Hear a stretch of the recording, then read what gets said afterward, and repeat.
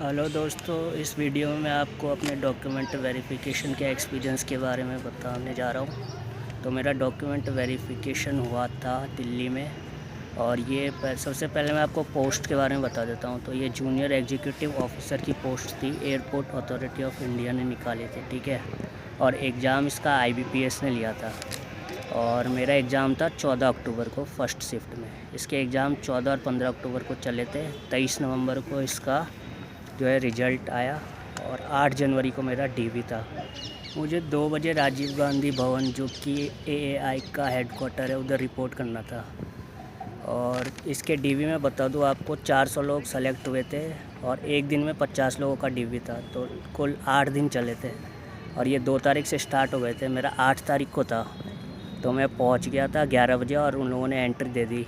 उसके बाद A block में रिपोर्ट करना था अपन को, 3rd फ्लोर में। आप चल जाओगे, 3 ब्लॉक है एक्चुअली, बिल्डिंग का नाम दे रखा है A block, B block, C block. तो अपना C ब्लॉक था 3rd फ्लोर, और जिनका रिपोर्टिंग टाइम 10 बजे था, उसका ऑलरेडी डॉक्यूमेंट वेरिफिकेशन चल रहा था। एक वेटिंग रूम होता है, उसके अंदर था, और एक बार में 2 कैंडिडेट जा रहे थे। जैसे ही आप DV के लिए पहुँचते हो, आपको 3 फॉर्म दिए जाएंगे।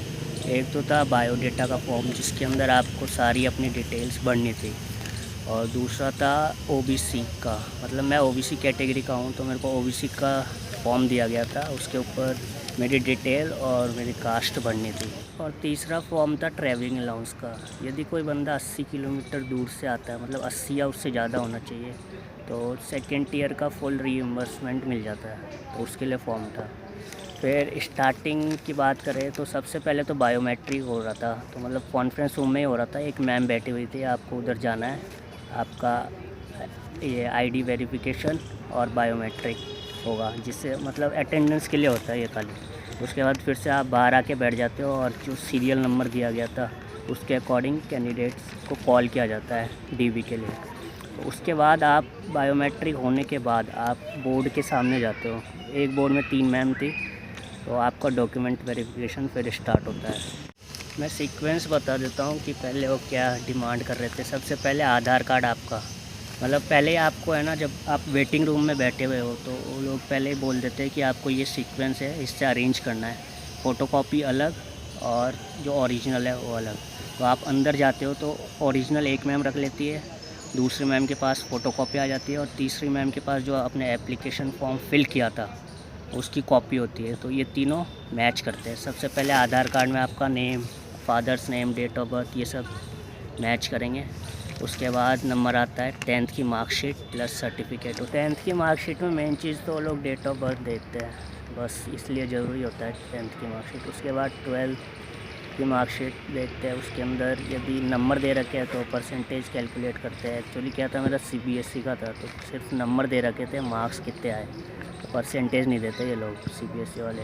और दूसरा पॉइंट ये भी है कि CBSE का जो मार्कशीट और सर्टिफिकेट अलग अलग होता है, तो सर्टिफिकेट मत भूलना। वैसे डिजी लॉकर से निकल जाएगा, मेरा भी डिजी लॉकर वाला ही था, तो कोई ऑब्जेक्शन नहीं किया उन लोगों ने, पास कर दिया। उसके बाद ग्रेजुएशन की तीनों, मैंने BA कर रखा है, तो 3 साल की मार्कशीट, 3 साल की एक, और प्लस डिग्री भी देखते हैं, और डिटेल्स मैच करते हैं, परसेंटेज कैलकुलेट करते हैं। और यदि किसी ने BTech कर रखा है, या फिर किसी के मार्कशीट में CGP है, तो फार्मूला होना चाहिए मार्कशीट में, या मतलब ऑफिशियल फार्मूला होना चाहिए CGP को परसेंटेज में कन्वर्ट करने का।